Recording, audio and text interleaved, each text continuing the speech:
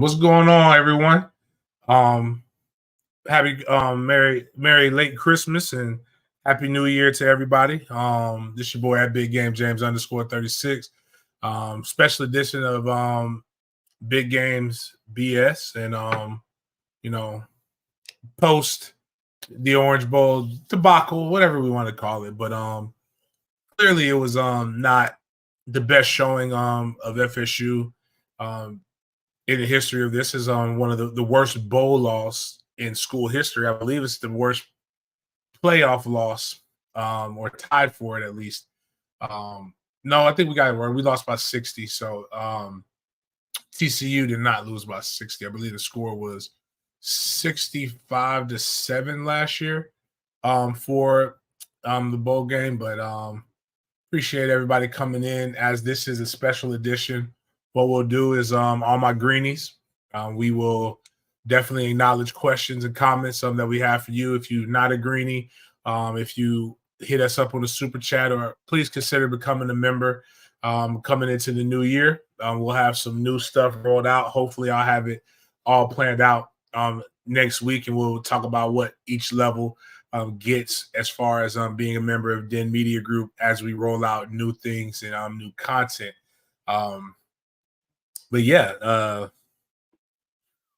really, really rough game in general, start to finish. Really not pretty. Not pretty is an understatement. I would joke and say, as Cat Williams said in Friday After Next, you ever seen a pit bull fight a chihuahua? It ain't me neither, but it ain't pretty. 63-3 is there's no way to kind of present that in all the spaces and all the other things, and the trolls are gonna come. You are, in fact, what your latest game is. There's no way to get around that. It kind of just is what it is. But this comes down to it's a lot of things, and it's a lot of meat and a lot of things to talk about on this subject alone. There comes a situation where people like to troll you, and they'll tell you that this is what happens when you get nothing but portal players. Then there's some things where people will tell you, this is players got to do what's best for them. Then there's things that people will tell you that, the rival fans will, Georgia had just as many opt-outs. But let's just talk about the game and the opt-outs and the optics. You are what you put on the field. And what we saw is that we cannot, our threes are not better than somebody else's ones. And we are nowhere near as deep as the people who are some of the tops in college football. We got to do a better job of recruiting, and we got to do a better job of going out and consistently getting guys in the portal in the manner in which we have done that have multiple years of development. Now, what we had and what we put out on the field was pure child abuse. And I had somebody ask me, was that a protest playing the game, in playing the game with what we had? And I don't know. I don't think too deeply into stuff like that. But it definitely showed you why we do need some change. And I'm not of change for not paying players, but I am of change in how we commit, how we communicate what the ball game is and isn't.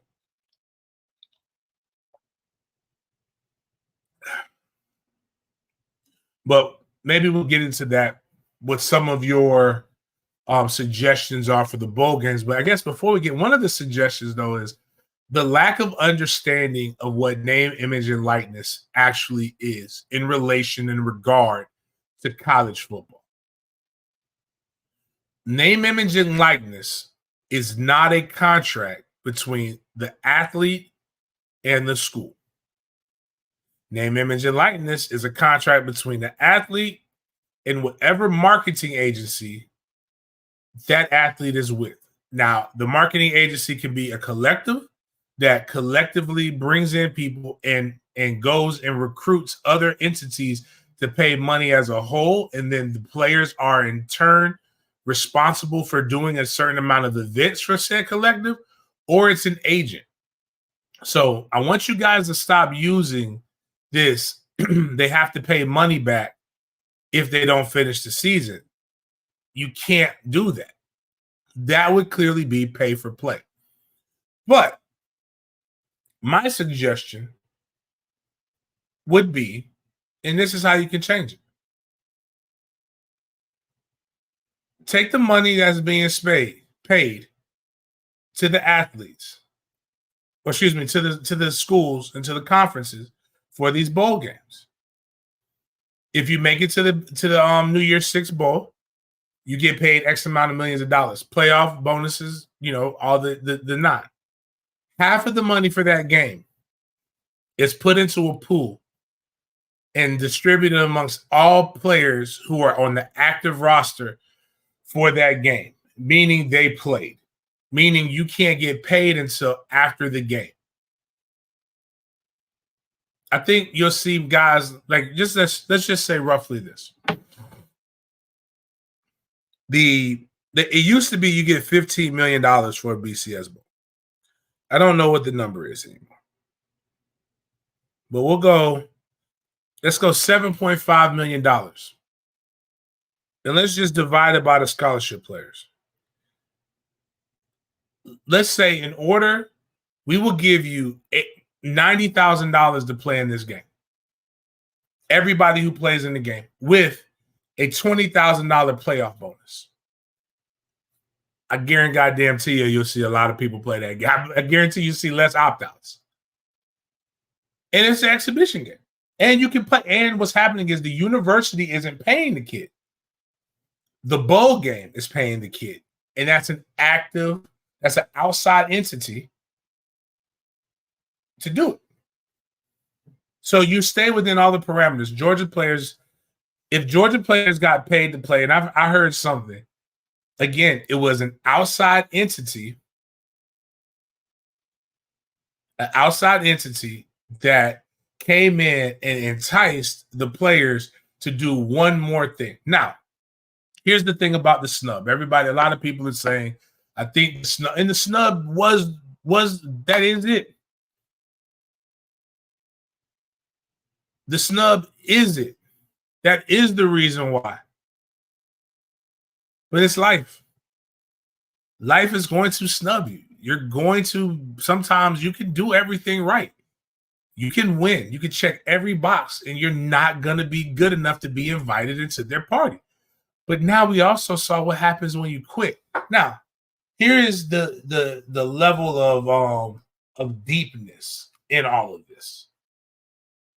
Is that, a lot of us are talking about how we would be, and a lot of us are actually showing, the kind of friend that we would be.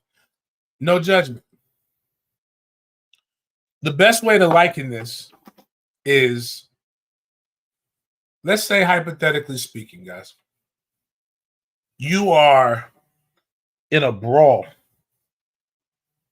with your friends, your homies, your homeboys, again, some of y'all not from this kind of area, so y'all wouldn't know about this. But you and your boys got to get in a fight. There's a scrap. Somebody had a beef, and y'all lined up a fair one. Hey man, I don't want to get in trouble, man. I'm gonna go hang out with my family. I'm gonna go hang out with my family. And your boys go out there, and you watch your boys get their ass whipped. Like, them your brothers. Those are your peoples. And if you would have probably been there, they probably wouldn't have got their asses whooped. But you sat back and you watched them get mud stomped. That's what happened.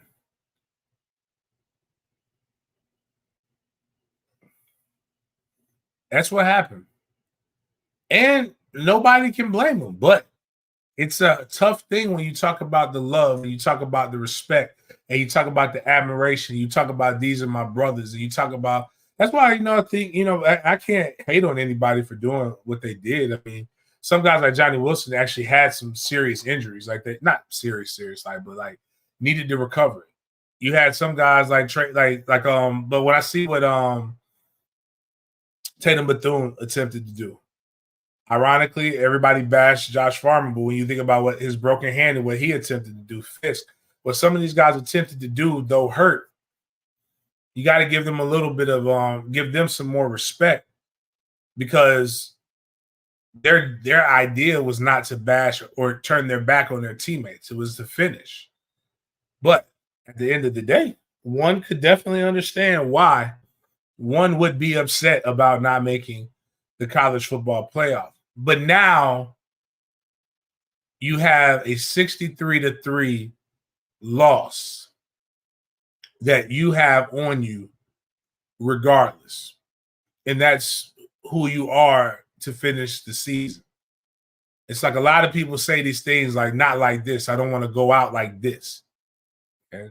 Regardless of how you feel in your disposition, but this is how you went out.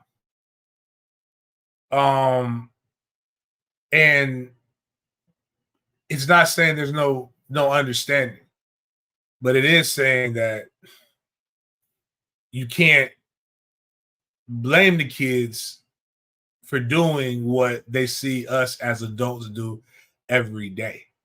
It is very much so a world where I have to do what's best for me.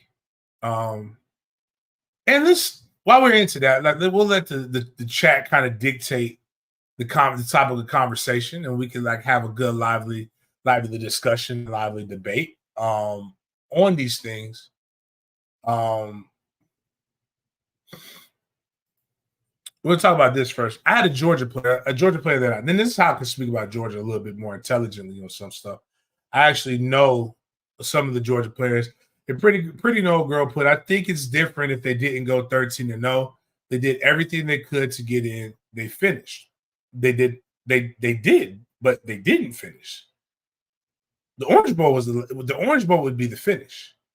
And again, understood. But finish means to finality. The season didn't end at the ACC championship. The season ended with the Orange Bowl. Unless you like now, if they could take this and make the season start next year, then I can give you all the I could definitely understand that. But the season ended with the Capital One Orange Bowl. Now, there were still things on the table that they could have gotten.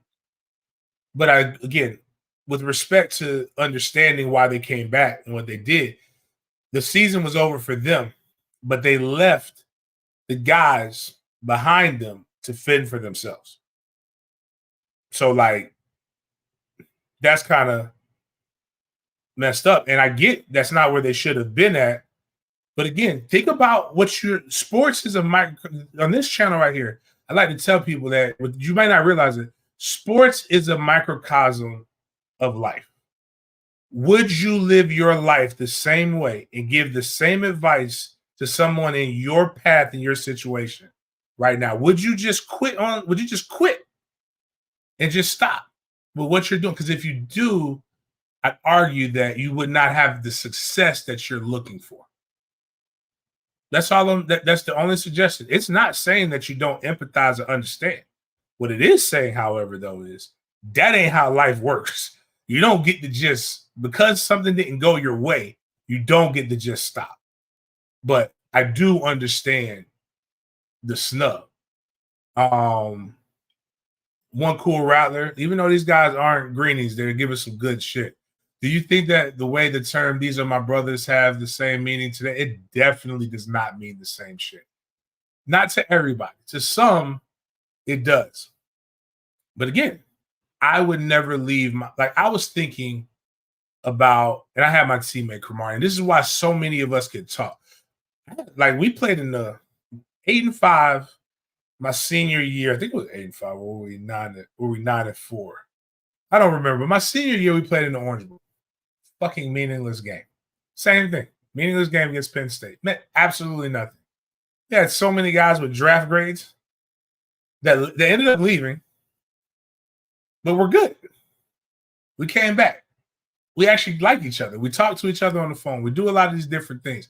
They don't remember. They can call me right now. I'll give them the shirt off my back.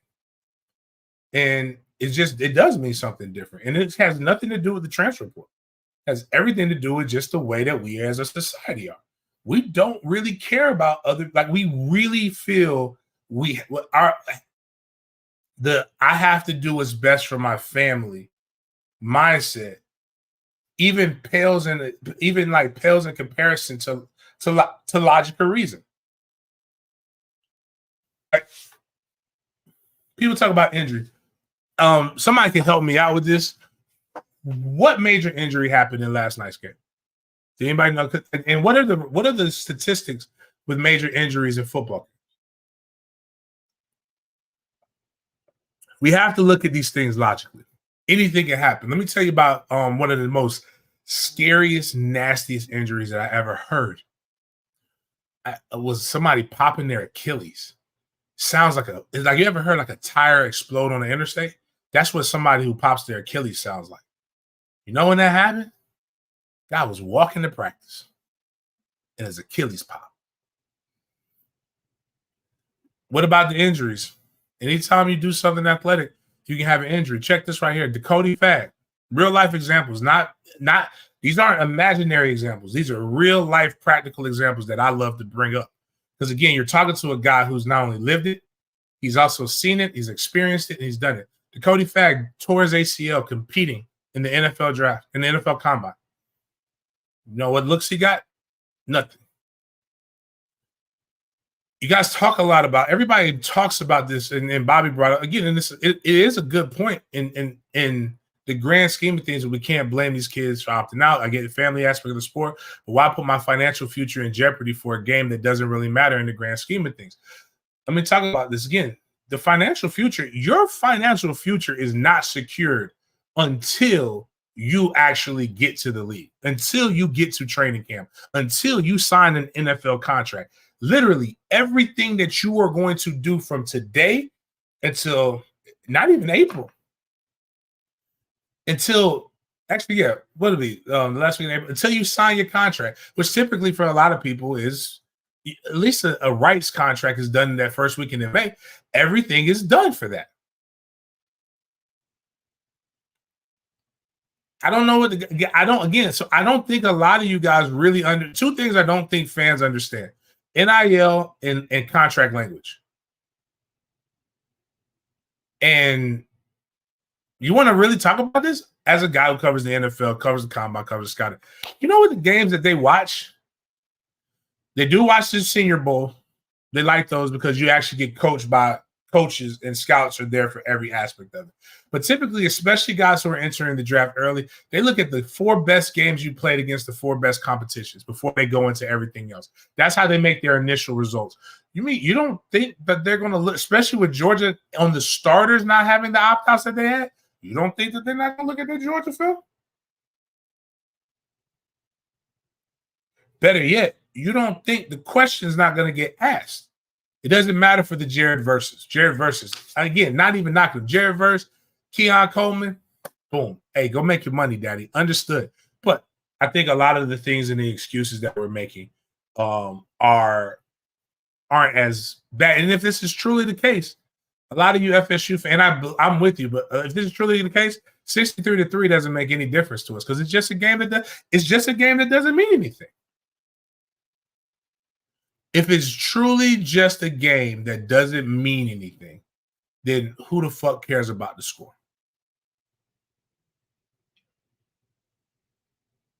But I do agree, and I do understand where the kids are coming from.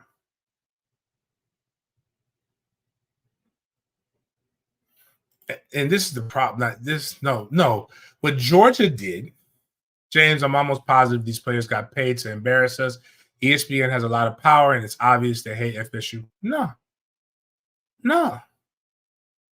that's not what happened. The Georgia players had something to play for. And I'm not saying that our guys didn't, but here's what they had to play for. One, they played for the shirt, the name on the front of the jersey, the Georgia. Two, they played for the name on the back of the jersey. The guys in front of them, the guys behind them. Amarius Mims will be a first-round draft pick. He declared after the game. First-round draft pick. He played to ensure that the guys behind him had something. That's selflessness. But that's part of being in a culture where I got a chance to participate in multiple national championship games, multiple playoff appearances. So I'm going to pay it forward to the generation behind me. Now, also, Georgia has a lot of guys that were starters that happen to be coming back next season. So it kind of worked out for them. They were in a different place than what we were this year. They had a team that was playoff competitive, but wasn't primed to win the college football playoff. You got Carson Beck, who was like, I think Carson ended up being like top 10 finalist for the Heisman. He'll be the front runner for the Heisman next year. Their wide receivers are coming back. Not McConkey, or McConkey played again. Another draftable player, McConkey. Their running backs draftable, left tackle draftable, cornerbacks locking down our guys draftable, linebackers draftable, D linemen draft. Like, we want to talk about guys again. They had the guys risking themselves. We didn't. But to say that they were getting paid to embarrass us, no, they got paid more than likely to whip ass. And when you want to whip ass, that's what you do. So again, nobody who plays on that level takes that mindset. I'm going to take this check to whip your ass, but I was going to whip your ass anyway. Thank you again. We had Adrian Scotland Smith, no major injuries. Adrian, none. 0 major injuries last night again. Rob Scott did go down, but name me a game that Rob doesn't go down. We did have Jake Butt. I think in the Gator Bowl, we did have a guy go down to injury. I thought what his name was what's his name? The running back, white running back. Anyways, he went down again for Clemson. He went down. But again, it was one game. And Pretty No Girl puts this is category 5 has a good thing. Let's see here. Culture and recruiting, it takes 5 good. Yo, shout out to you. I don't know if I've ever seen you on my chat before. I'm assuming you're a Hurricane guy with the shirt, but this is a very rational take. I love that. I appreciate you. That's why I put that on there. Culture and recruiting, it takes 5 good years for a program to have good depth. I agree with it. One, I hate the word culture. I hate the term culture because I think it's overused. And there's nothing wrong with the culture that Mike Norvell built. Mike Norvell, I'll explain to you why the culture is good. In fact, this is where it kind of comes into the guys can go to the NFL part that why I don't like this. And I don't think it's a great excuse. Because all those guys could have left last year. Every one of the guys could have left last year. But this is why the culture is good. Because Mike Norvell convinced those guys to come back. Mike Norvell convinced Jaheim Bell to actually stay when he should have probably hit the portal. His draft grade didn't increase or decrease. Keon Coleman could have probably hit the draft last year, but he didn't. I think he left after spring, though. But you convinced Verse, you convinced Wilson, you convinced JT, you convinced Trey Benson, you convinced Fabo, you convinced a lot of guys who thought about entering the NFL to stay. So that means that they like to play they were there to play for something. They bought into playing for a national championship, and the snub did get that. But I do think cooler head should have prevailed, and one more mature step would have been there. That's my opinion. But I don't think there's anything wrong with the culture at Florida State.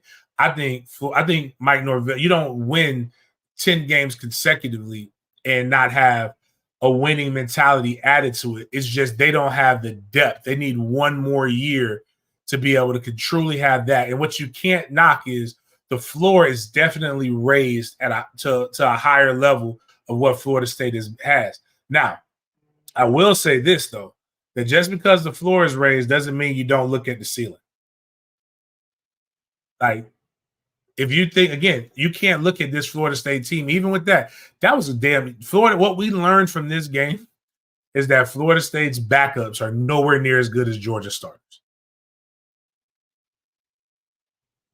But it is what it is. But yeah, as far as culture goes, nah, man, culture is a wild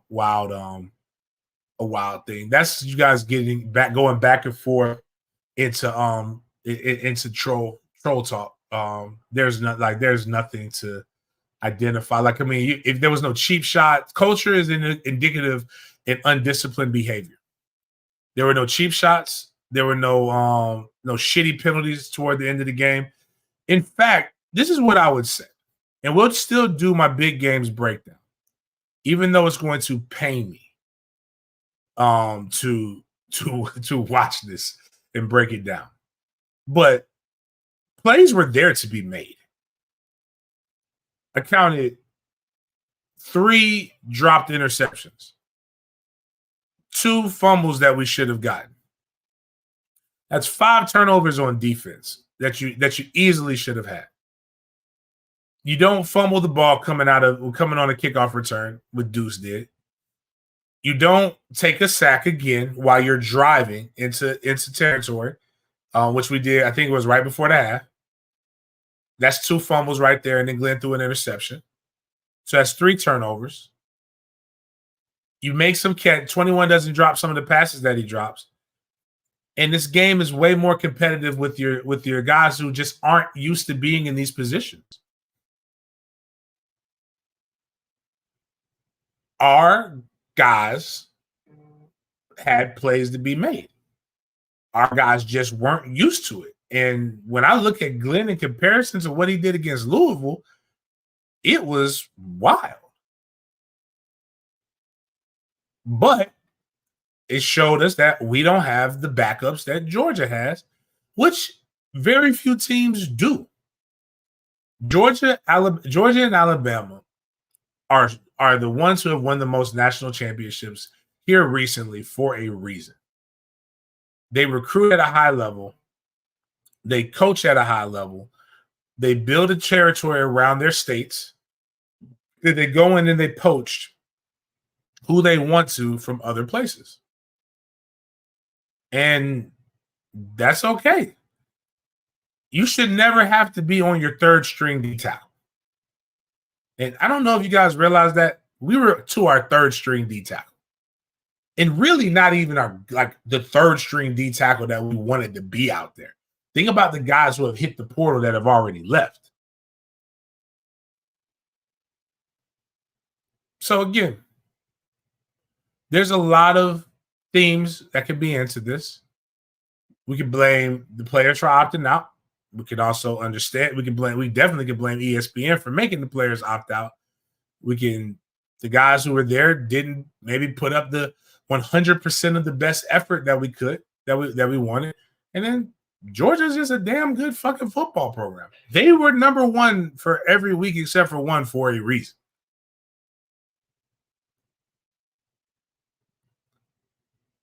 But Florida State did go 13-1. And that was not the game that was indicative of what we saw.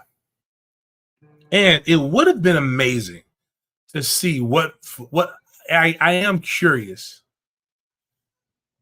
to what we would have looked like in an entire with a healthy Florida State, but not just including the opt-outs. We didn't have Jay Trav. I want to know what Jay Trav looks like in this game.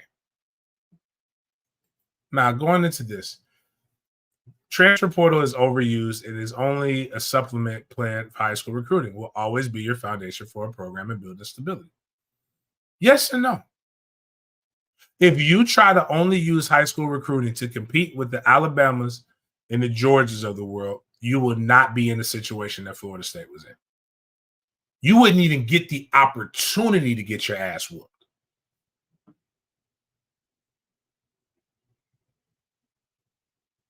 You would not get the opportunity to play in that game. You have to have a balance. And I'll tell you this, you know how I know that's the truth?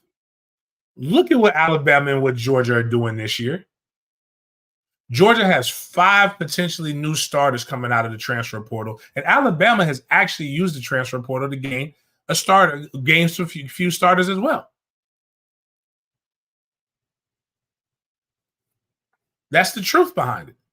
Now, you still have to go and do what Florida State has done this year. The number 9 recruiting class, you still have to address the trenches, which they haven't. They still that's really where it became apparent is Florida State's lack of trenches here, especially amongst the D lines and that. But when you think about what Florida State attacks the portal, with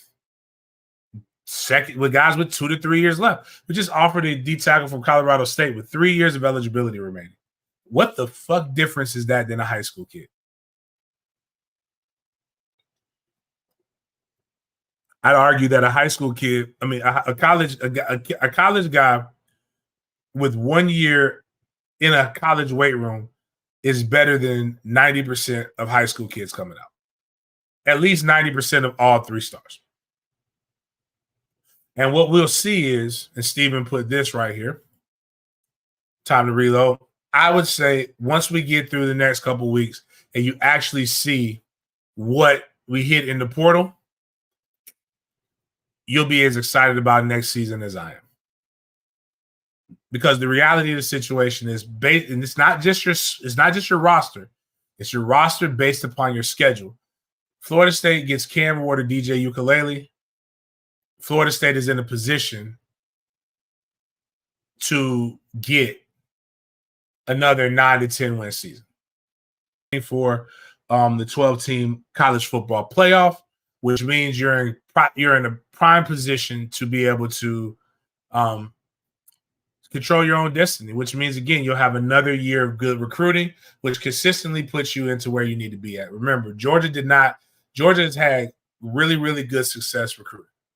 And I hope this gets our villain arc of Mike Norvell. And Mike Norvell comes out pissed off, and he comes out ready to kick ass.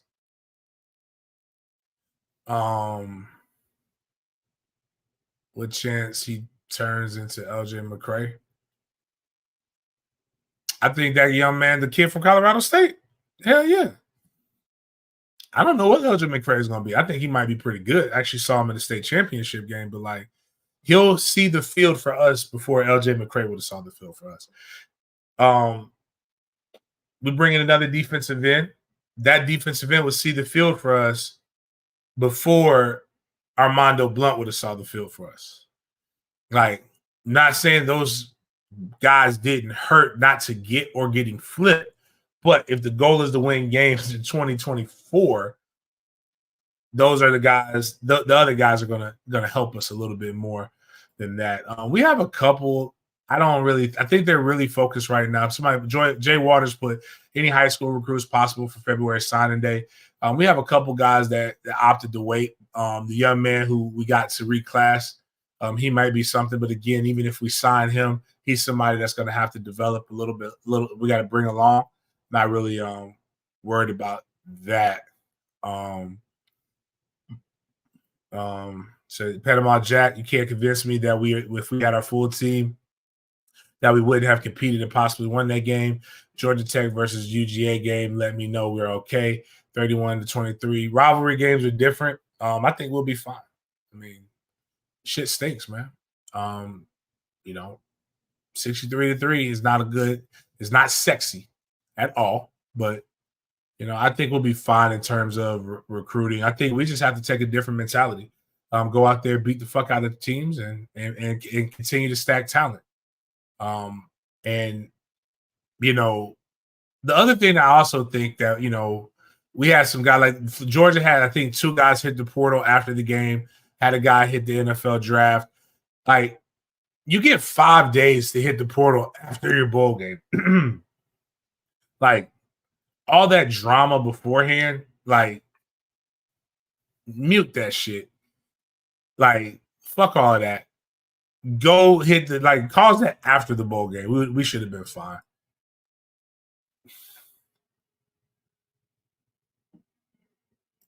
This is true. We had a couple of K-Jack the Great. We had a couple of blowout games. Mike wanted to work on some extra stuff. I felt those were the times like that you needed to get younger guys in to get some reps. We did. I think we should have kept the foot on people's neck first, though. Worry about that. Bobby, the consummate hurricane, logical one. You guys are good. Trust me. If you want some stuff to be worried about, come on over. That's funny. But yeah, man, a lot of people really crying and carrying on and talking about a game that they say didn't matter, but letting it matter a lot. And because I'm gonna be honest with you, it did matter. Every game matters. All games matter, whether we believe it or not.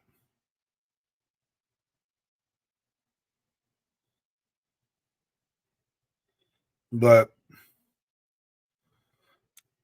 I don't know what else to tell you guys on that note. But any questions, thoughts on the game, thoughts on the season? I can't even give you the MVP.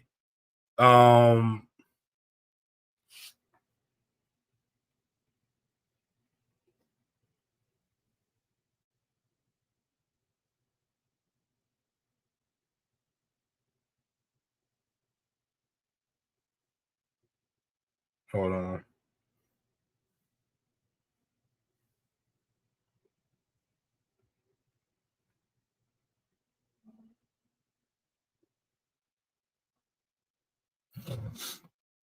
What's funny is we got Miami fans. I got DJ Williams, really good. I don't even want to say Miami fan. Miami great DJ Williams put up 2 posts trolling. One of them was FSU traveling back to Florida after that butt whooping, and it was a good one. But it's like the Orange Bowl's in Miami, so we were already in Florida. And then he went on and talked about something, and people are getting just people's idea of what NIL is like absolutely crazy. What do you say to people saying those guys are D1 players, shouldn't be getting beat like that? Well, very easy. Hold on, I can tell you what to say with that. Hold on. FBS schools football. Let's see here. There are 133 Division I football schools. 133 Division I football schools. There are guys on rosters. I want to see UGA Orange Bowl roster. There are guys who are better than others. And there are ebbs and flows in the game. And the game got away from me. And as I always say, starters are starters for a reason.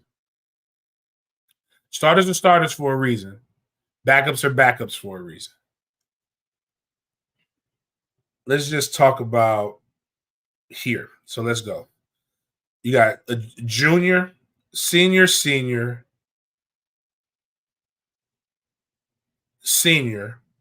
junior, junior, junior. He didn't play. Sophomore. Damn, I remember Dylan Fairchild too. Crazy. Junior, junior. So those are 4 juniors, 1 NFL draft grade. So I got 4 linemen that have been in college for 4 years because they're redshirt juniors. That's going to always be better than a true freshman that was in high school this time last year, getting Christmas gifts from his high school sweetheart. It's a little bit different. That's just on the offense. So that's what they have. Warren Brinson, senior. Nose tackle, senior. Tremel Walthor, senior. The Jack linebacker they had, junior.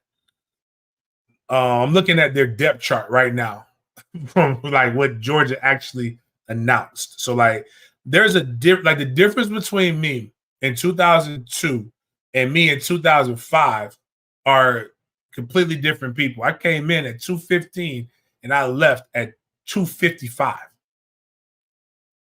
So just saying, man. And when the game gets out of hand, I will say this. One thing I didn't like is there were some plays I saw complete lack of enthusiasm and they quit on a few plays. And that definitely makes the score look a lot worse than what it is. And Kirby's right to be able to fuck you up. And he should. So Mike's gonna hit this portal and get after it. Jacob Braswell, with the players we have now that are coming back and the ones we got coming in, what do you think our record could be next year? I think the floor is 9 wins, and I think the ceiling is 11, based on the schedule.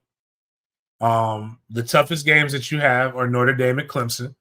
I've seen Clemson versus Kentucky with guys not opting out, and it's not really great. Notre Dame both of those are going to be tough teams though to beat. We get Notre Dame. We have to play at Notre Dame and get Clemson at home. Miami and Florida will be Miami and Florida, our 2 major rivals. Until otherwise, I don't see us losing to both of them. I don't see us losing to either one of them, if I'm being completely honest. But I do think Miami is going to be better than Florida, and they will be better than they were last year. But I think when you just minus the 2 games, that puts you at 10. If you want to minus 1 rival because you don't know, that puts you at 9. And that's without me knowing who our quarterback is going to be. You can put Brock Glenn back in that motherfucker, and we still win in 9 games with that schedule.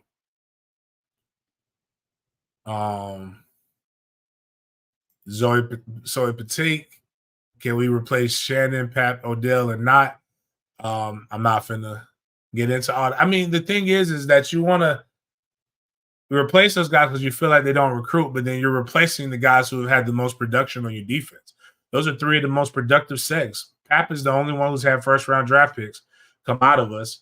Odell is going to probably put 3 D tackles in the league in the next 2 years, and Randy Shannon will probably have at least 1, if not 2, drafted linebackers. That's tough, man. Like, I get it. We want more recruits, but they are developing their guys. I can't even hate on that. James, it's going to take time to build depth on the bench. It took years to get us in the ship. Just recently began. I agree with you. The challenge is to me is balancing transfer portal with high school recruiting. Mike Norvell or any coach doesn't have time to build a program traditional high school route. I mean, that's why you see this class this year. This class is a really good recruiting class, and there's some depth there, like some pieces. We have depth at wide receiver for the first time. We have depth in the defensive backfield. We actually have some really talented young guys coming up on the O-line that we should start to be able to see break the starting lineup this year coming up. Where it struggles is you got to have a good quarterback. I think our running back room is going to be fine. I think if you have Farmer, Fisk, and even though Fisk will be gone, but if you got Farmer and D-Jack, I think your defensive line is completely different than what we were seeing before. So I think in certain places we're going to be fine.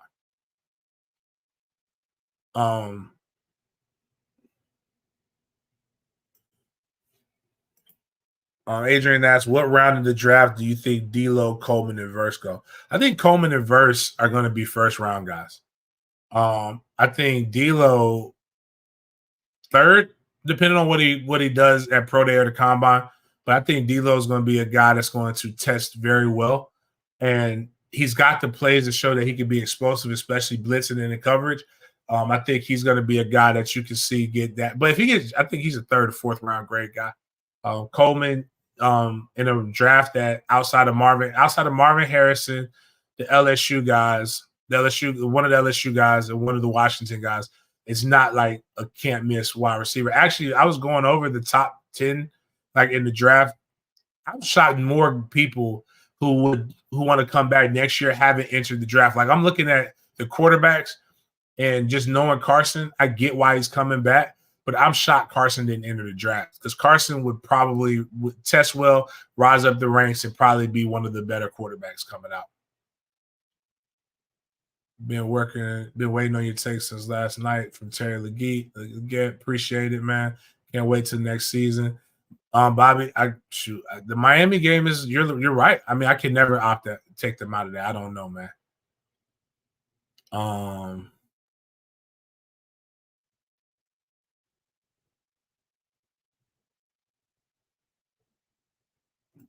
Oh, Uncle Luke. Uncle Luke also told Ricky Smiley we were going to cancel the game. So, like, a lot of these cats, a lot of it's just trolls and talk. So, can we just keep them and bring in a team of strictly recruiters? That was my suggestion. My suggestion is that get them some. We need more off the field recruiters. We gotta ante that part up. We need more off field coaches, off field recruiters, analysts. That's what everybody's kind of shifted to. They're shifted to a pro model. You got to have the more you pay these guys, the more you got to have guys trying to keep guys in contain and control. And you got to keep finding people to develop the relationships and knowing who to talk to. And somebody asked me, joked with me if that's something I want to do. I don't like babysitting my own goddamn kids. So like, I ain't really worried about that. So,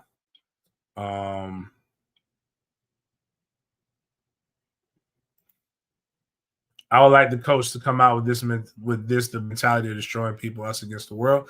I hope we see the villain arc of Mike Norvell. I hope Mike comes out and completely destroys people and takes kids' wits away from them. As I joke with kids, it's not my job. It's not my job to boost other kids' self-esteem. It's my job to boost my own guys' self-esteem.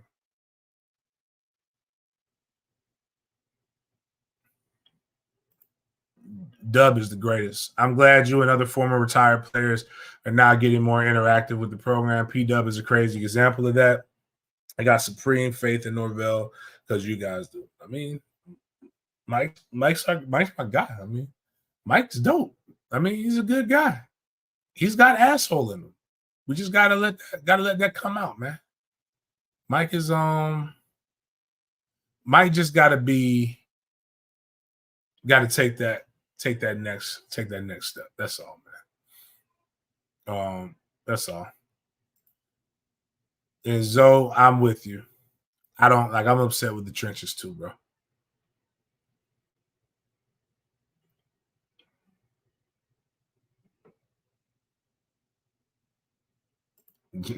Bobby can tell you about having a team of recruiters, even though Maribel is a hell of a coach. The O-line, the little midget O-line coach. But you guys get a team of recruiters and give us some of them game day managers. At the end of the day, winning is winning.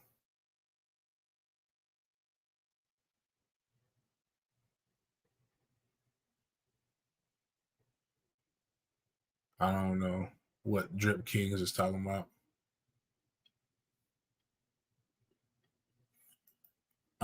This is the thing I don't understand. I like the notes thanking the school, but like Bethune didn't have you don't have to declare for the draft. Like you're a senior, you automatic is declared for you.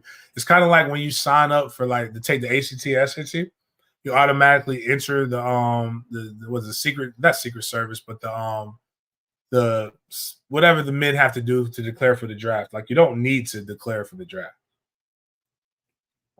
So Bethune was going already. I can't even pretend to tell you what we're doing at linebacker, bro. I'm kind of terrified about that. My man put Bobby, James Norvell has greatness written all over him. I remember when Bobby Bowden first came to FSU, it was worse than it is now. Yeah. I wasn't even a gleam in my daddy eye when that happened. You think we take two receivers out of the portal? At least one. If there's two that are sexy, we will.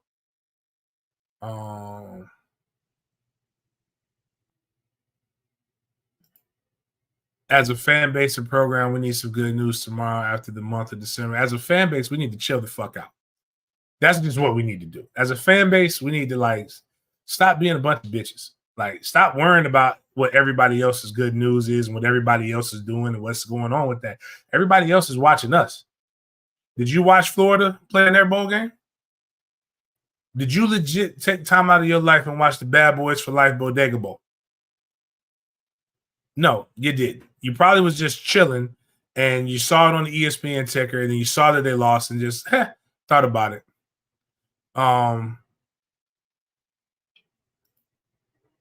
No, Drip King. I don't know. I don't know what the other part of that question is. So you put, if that doesn't fall through, what then? University has say so, not the athlete. Take control of the shift. I don't know. Like, that's what I'm saying. I don't know exactly. Like, I didn't see another. If there was another question that got lost in it, so like, just tell me so I can explain that. So you could, like, I don't. I'm not trying to jig you. I just don't. I can't piece it together because I didn't see the other stuff.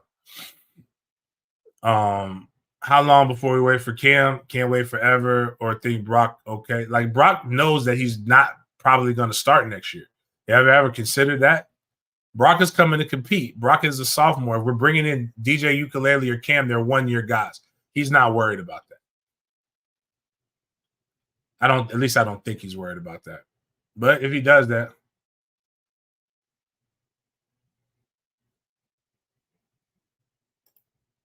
why you keep saying that when FSU fans have an opinion about something we see? Sad. Yeah, I think I just missed you on the stream. That's all. Like, I'm not trying to, like, I ain't trying to egg you in that. I couldn't put it together. That's on me, bro. But I don't think, again, everybody can have their opinion. I mean, I'm not knocking anybody on any opinion that you have. We all have the opinion. Again, like I said, my 5-year-old has the opinion that Jake, the elf on the shelf, really talks to Santa Claus every week about what he does. Like, and I can bring facts to tell him that it's not what happens, and he can have his opinion. We can all have our opinion. I have my opinions. None of that shit necessarily matters. I'm just here to tell people, like, we went 13-1, and we do need to get better on stuff. Our schedule next year, and what I always joke with about people's opinions, especially if they feel very strongly about it, that's when I start telling people, well, let's bet. That's why I bet people made bets against Miami fans in July, because I knew what was going on. Actually, my fact, the earliest bet I made was with Reggie Wayne in February, because I knew he was going to win that game. I told people, I was probably one of the first people telling everybody that we were going to go 13-0. Not because, again, it's not even because of the roster being the best roster in the nation. It's because you bet based upon what the schedule that you have and then who you're playing, and then you line it up for one game. And if you're healthy, we were actually talking about that on the spaces today. The teams that win the teams that win championships are the teams that are the healthiest at the end of the season. Like, again, we lost to a team that literally had nothing but, like, no starter opt-outs outside of Bowers, who didn't opt out. He wasn't healthy. They had a bunch of backups opt out, but they're those guys that were coming behind him were just as good. But our Brock is fine. I think our Brock will be perfectly okay. Luke's coming in. We need a guy who's going to be able to come in, stay healthy, and take us. When you lose your if you lose your starting QB, like, it's never, that was always what my contingency was on all of those things. I needed Jordan Travis as a senior to say the committee fucked up and will show them. Being humble, this team didn't like it and opted out. I mean, it sucks. Like, I think they all said it. And Jay Trav actually said, I wish I didn't get hurt so they couldn't use me against them, which was really fucked up. I think that's really when I started getting into the fuck Herb Street shit. was like, y'all keep using this kid's injury, and now the kid is like talking about that.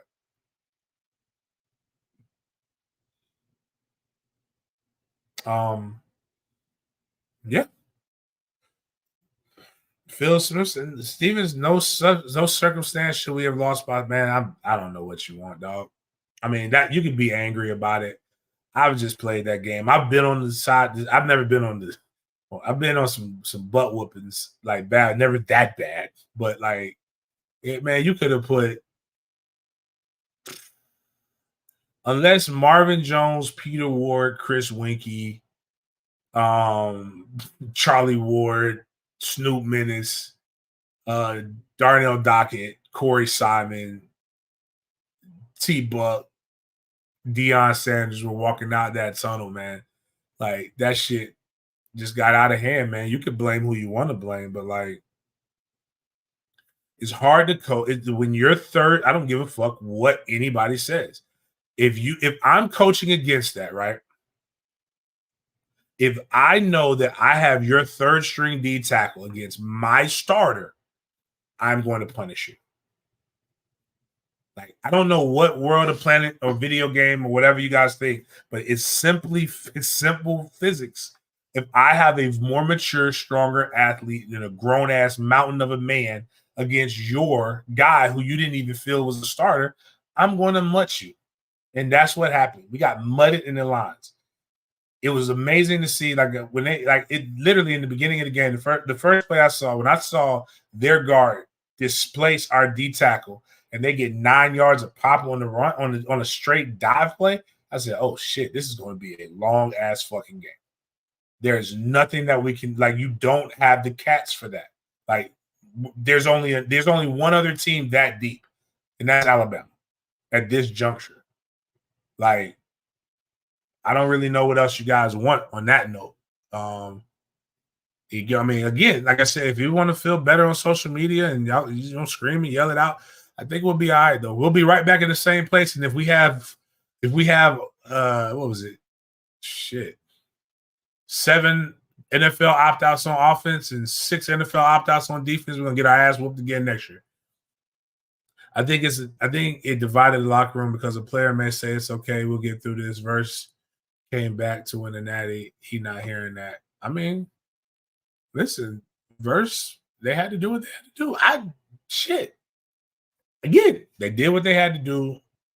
Nobody's arguing that. There is no argument to they did what they had to do. But sometimes here's the multiple things can be true. In doing what I had to do, sometimes you might fuck over people that you don't necessarily mean to fuck up. That's true. There's no getting around that. Like, in doing what you have to do, sometimes that's what happened. But I do think that there is a simple solution. And I think, to me, shit, 100K, I'm going to play that game for that. And, oh, shit.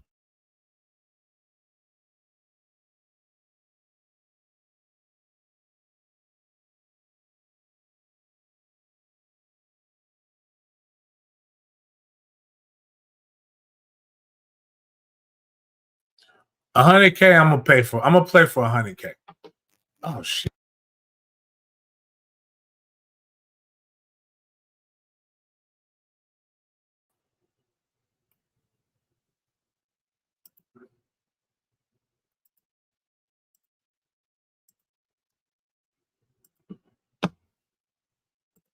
I don't know why they did that, but 100K, if like you take half the money for the bowl game, split it amongst the players, I think we'll be good. But yeah, I don't know, man. Yeah, so we're getting back to this. I guess some of the people see right here is why the guys, like, again, this is why I don't understand the vitriol though. Can't blame these NFL opt-outs for meaningless. Let's just use definitions because again, this is a smart show. We like to educate. We like the words have meaning. Meaningless, meaning no significance, having no purpose or reason. The game is meaningless. Fuck the score. Period. Doesn't matter how much we lost by. The game has no meaning. So, we're here. From what I saw, I think FSU needs a bigger running backs because honestly, I think our players were a little timid.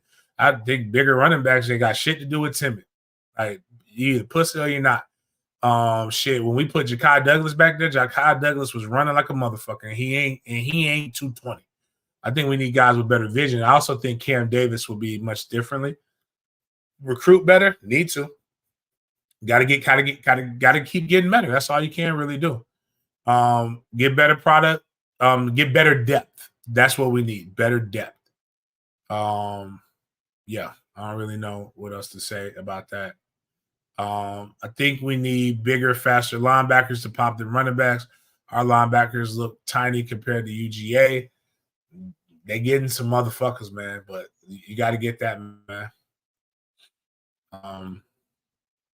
Man, I can blame a lot of people for this, but it's games still got to get played, man. Games still got to get played.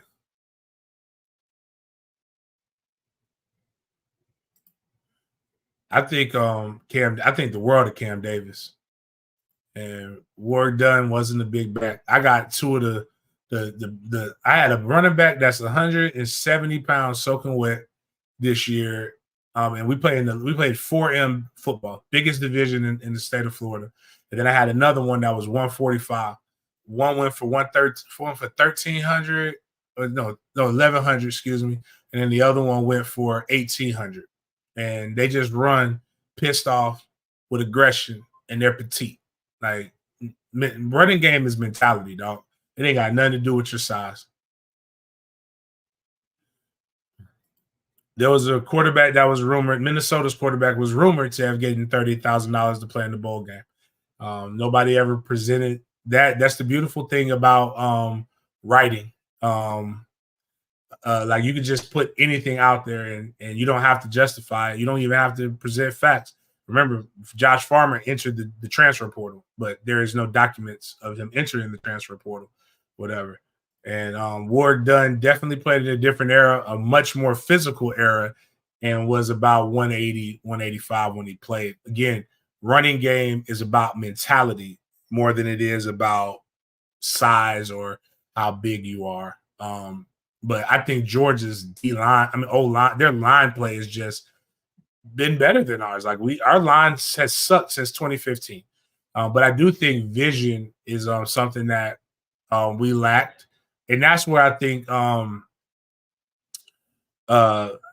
would have been better at. And then Trayshawn Ward was really, really good with his vision. And that's why I really, really enjoyed him. But all in all, here's what I'm going to say for us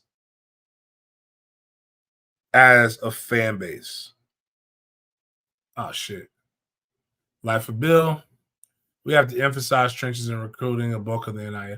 I mean, not this past class, but the class where we got the 10 wins. I don't think people realize we got 10 brand new offensive linemen between the transfer portal and recruiting. So we had to use NIL to get those guys in, and then we brought in some good guys this past year. And if we see some other ones, we got to do that again. We got to keep getting better in the trenches in general. Now the D line, I think we got. Hopefully, we get the guy from Colorado State, defensive end from Purdue, to go with Marvin Jones Jr. Get you a couple other guys. See where that gets us. But we just got to have a better mentality overall, and I think it's reflective and indicative of the fan base. We just have to have a better mentality. I've never seen a bunch of more defeated people going 13-1. It's almost like I feel, my opinion of y'all opinions. I feel that some of y'all would trade the 13-1 season for a 7-5 season and seemingly better recruiting. How big was it? The shit, huge get to get Landon Thomas. You got him, and he'll play early. Now you go get the young man from Camden County in the 2025 class, number 1 ranked tight end that's committed to Georgia, and you keep going on for that. I think 2025 on the high school level, we'll see it. We already got Solomon Thomas from out of Jacksonville Reigns High School. I believe he's a 5-star in some services, but he's going to be a high 4-star, be an All-American.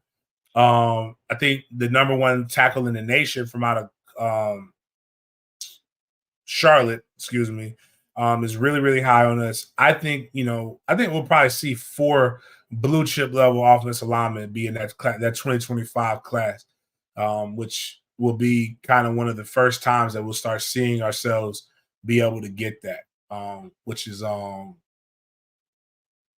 cool.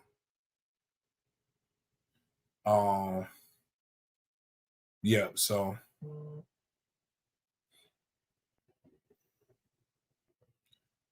we have seen and known greatness, so we panic when things aren't going at warp speed to fix our woes, which isn't bad. Look at the big NL donors admin for conference realignment. Like, to be honest with you, that's what I always tell people. That's what I look at. When I see that starting to fail, then then I'll be scared. But like, we need to fix just a cut. I think it was it wasn't my original thought. I'm trying to remember. Seymour put this up here. Seymour Stacks on Twitter. Just because your floor is higher doesn't mean you can't fix the ceiling. And I agree with that. So the floor is definitely higher. The ceiling definitely, we saw some cracks when people left. But if we're gonna say the game is meaningless, let's ride that out. The meaningless game that's over, and we'll be fine. Says, do I think we'll have a top 5 class to 2025? Shit, hell yeah. Should have a top 5 class. Top 5 class in 2024. Just had some guys, some late people leave, but still we had one of the best DB classes we've had in a while, best wide receiver classes we had in a while. Next year, hopefully that'll flip over to the trenches. Maybe Mike will now recruit true dual threat quarterbacks. Shit, I don't know if y'all have ever watched Luke Cromenhawk's. Fuck.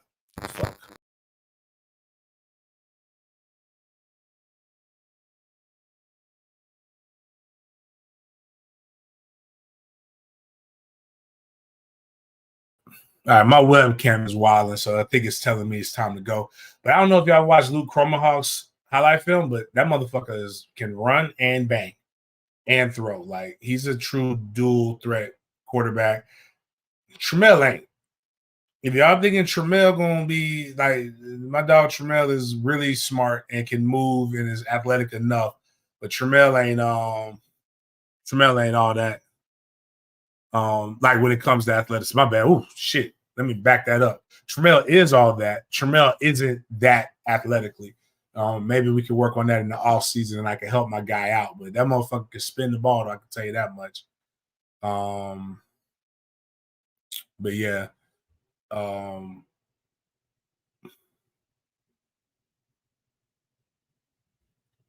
Yeah, so let's see what this Whitey has to say right here. I know I'm a Whitey, but I'm sure Mike understands what is needed to move forward. I say the staff has done really well of changing things for the better. Very true. Very, very true. And life of Bill, I'd be lying if I didn't say Miami is a recruit in the front seven better than us. They're doing an exponentially great job at that. So on that note, man, really appreciate you guys for coming and chopping it up. Hopefully, I just want us to embrace the villain arc. Hopefully this will be our year where we come in and we just absolutely pummel teams and beat the fuck out of them and realize that games matter. All games matter. If all games do truly matter as a fan base, it's okay for us to say, man, you got to do what you got to do, but this game matters to us. Because what's happening is we're saying something and then our actions aren't backing what we're saying. And I'm going to give you a quote that James Anthony Coleman Sr. told me. And he hasn't done a lot. He's a fucking terrible person, but he does a lot of good with quotes and some things as a man and a way that you should address yourselves. You cannot pretend to not give a fuck and then proceed to give fucks. It's counterproductive and intuitive. So if the game doesn't matter, let's have this wrapped up by the close. I'm gonna give you guys another because this is a holiday, so you can't have your business day. Let's have this finished up by the start of business on Tuesday. Enjoy your New Year's Eve. Get with a loved one. Put some money in your pocket. Women, please don't eat no grapes under the table. That shit don't mean nothing. That ain't gonna do nothing for you. The black eyed peas, and make sure you wash it. Maybe black eyed peas and washing your clothes and all that other shit. I don't know if that helps you. Wash your ass, brush your teeth, do whatever you need to do. Don't go into the new year with this bitch in you. And if you need something, this is really what it reeks of. You had a great season, and you feel like you're losing something. Here's what I need you guys to do: take out some pen, take out a pen, take out a paper, or just go on your phones, flip up. It should be a YouTube screen right here. Go to Mike Bethune had no choice but go to the draft. Tatum Bethune is a senior. He's going to the draft. Seniors go to the draft. No choice. But flip up this, go to your Safari if you have an iPhone, and type in alphamalejax.com. And you need to go get you get you some ask for something, ask for a free consultation. Let's go check that testosterone, check your hormone levels so that you can realize 13-1 is a good season, and next year we'll go 14-0, and we're getting ready for the drubbing in Dublin. That's what we're gonna call it, the drubbing in Dublin, because we're gonna beat the fuck out of them boys at Georgia Tech. I hate to do that because one of those guys went to my high school, and his mom is a good friend of mine. But we fucking all that shit up, and we're gonna go we're gonna wear kilts. We whooping their ass in kilts. So on that note, y'all guys have a great New Year's Eve. And tomorrow we will see you more than likely with some big games BS. We'll talk about this game a little bit more, talk about some NFL stuff, talk about all the shit that's going on. And y'all fucking weird ass New Year's rituals. So love y'all. See y'all later. Peace.